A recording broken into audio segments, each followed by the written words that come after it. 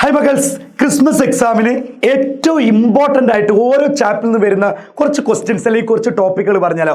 നമുക്ക് 7ാമത്തെ ചാപ്റ്റർ മുതൽ നോക്കാം. കാരണം മറ്റേതൊക്കെ ഓണം എക്സാമിന് വന്നതാണല്ലോ. അപ്പോൾ 7ാമത്തെ ചാപ്റ്ററിൽ ഏറ്റവും ഇമ്പോർട്ടൻ്റ് ആയിട്ട് നോക്കുന്ന ആ ഒരു ഇതായിരുന്നു ഒന്ന് കൃഷ്ണദേവരായർ. അതായത് നമ്മൾ പറഞ്ഞില്ലേ, ഏതായിരുന്നു ചാപ്റ്ററിന്റെ പേര് അറിയാലോ മക്കളെ, നമ്മുടെ ഈ ഹംപിയെ പറ്റിയിട്ടൊക്കെ പറയുന്ന വിജയനഗര എന്നുള്ള ചാപ്റ്ററാണ് കേട്ടോ പറയുന്നത്. കൃഷ്ണദേവരായർ. ആ കൃഷ്ണദേവരായരെ പറ്റി മക്കൾ പഠിക്കണം. കാരണം 4 മാർക്കിന് ചോദിക്കുന്നതാണ്. കൃഷ്ണദേവരായർ അമരനായക മഹാനാമി ദിപ്പ.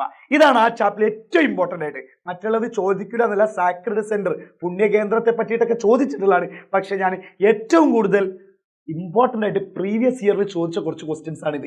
ഇനി 8ാമത്തെ ചാപ്റ്ററിലോട്ട് പോകുമ്പോൾ നമ്മുടെ പെസൻസ് ജമീന്ദാർ ആൻഡ് ദി സ്റ്റേറ്റ്, അതായത് മുഗൾ കാലഘട്ടത്തിനെ കുറിച്ച് ചോദിക്കുമ്പോൾ അതിൽ പഠിക്കേണ്ടത് കുതുകഷ്ട പഹികഷ്ട. അപ്പൊ മക്കൾക്ക് അറിയാം, നിങ്ങൾക്ക് കർഷകർ 2 വിഭാഗത്തിലായിട്ടുണ്ട്. ഒന്ന് കുതുകഷ്ട പഹികഷ്ട. കുതുകഷ്ട എന്ന് പറഞ്ഞാൽ സ്വന്തം സ്ഥലത്ത് കൃഷി ചെയ്യുന്നവർ, പഹികഷ്ട എന്ന് പറഞ്ഞാൽ അങ്ങനെ ഇല്ല. അപ്പൊ അത് മനസ്സിലാക്കി വെക്കണം. പിന്നെ ജിൻസി കാമിൽ, സമ്പൂർണ്ണ വിളകളെയാണ് ജിൻസി കാമിൽ എന്ന് പറയുന്നത് കേട്ടോ. ഇംഗ്ലീഷിലും മലയാളത്തിലൊക്കെ അതിനാണ് പറയുന്നത്. പിന്നെ role of woman agrarian society, അതായത് കാർഷിക സമൂഹത്തിലെ സ്ത്രീകളുടെ റോൾ എന്താണ്, സ്ത്രീകൾക്ക് എന്ത് സ്ഥാനമുണ്ടായിരുന്നോ, എല്ലാ കാര്യങ്ങളാണ് നോക്കുന്നത്. പിന്നെ ജമാ ആൻഡ് അസിൽ, നികുതി നിർണ്ണയങ്ങളില്ലേ, ആ നികുതി നിർണ്ണയത്തിന്റെ 2 വിഭാഗമാണ് ജമാ ആൻഡ് അസിൽ, യഥാർത്ഥ പിരിവ് എന്നൊക്കെ പറഞ്ഞിട്ടുള്ള ആ കാര്യങ്ങൾ. ഇനി 9ാമത്തെ ചാപ്റ്ററിൽ ആകുമ്പോൾ കിങ്സ് ആൻഡ് ക്രോണിക്കിൾസിൽ ഈ 2 കാര്യങ്ങൾ ഉറപ്പായിട്ട് നോക്കണം മക്കളെ. അക്ബർ നാമ, ബാദ്ഷാഹ് നാമ. പിന്നെ ലിമിറ്റേഷൻസ് ഓഫ് ഐനി അക്ബരി, ഐനി അക്ബരിയുടെ പരിമിതികൾ എന്തൊക്കെയാണെന്നുള്ളത് കൂടി മക്കൾ നോക്കണേ. അക്ബർ നാമ, ബാദ്ഷാഹ് നാമ ഏറ്റവും ഇമ്പോർട്ടൻ്റ്. ഇതിൽ തന്നെ ഏറ്റവും ഇമ്പോർട്ടൻ്റ് അക്ബർ നാമയാണെന്നും കൂടി നമുക്ക് എന്ത് ചെയ്യാം, പറയാൻ പറ്റും. ഓക്കെ ആണല്ലോ. അപ്പൊ ആ കാര്യങ്ങളും മക്കൾ എന്ത് ചെയ്യണം നോക്കണം.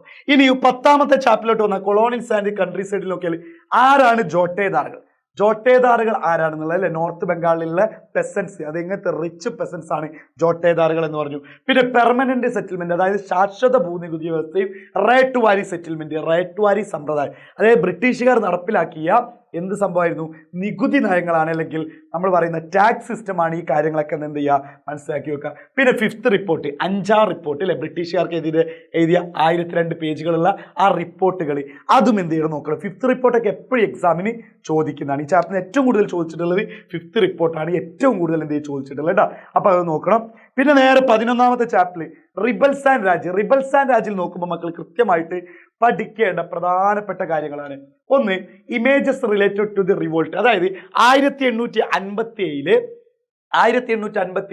1ാം സ്വാതന്ത്ര്യ സമരത്തിൽ കുറച്ച് ഇമേജിനറീസ് ഉണ്ടായിരുന്നു. അത് വെസ്റ്റേൺ, പാശ്ചാത്യമുണ്ട്, പിന്നെ നാഷണലിസ്റ്റ്, നമ്മുടെ ദേശീയ കാര്യങ്ങളുണ്ട്. ആ ചിത്രങ്ങൾ ഇൻ മെമ്മോറിയം, ആ ലക്നൗ ഉപരോധിക്കുന്ന കാര്യങ്ങൾ, അതൊക്കെ പറഞ്ഞിട്ടില്ലേ മക്കളെ, റിലീഫ് ഓഫ് ലക്നൗ, ആ ചിത്രങ്ങളൊക്കെയാണ് പറയുന്നത്. പിന്നെ ഏറ്റവും ഇമ്പോർട്ടൻ്റ് എസ്സേ വരാൻ ചാൻസ് ഉള്ളതാണ്.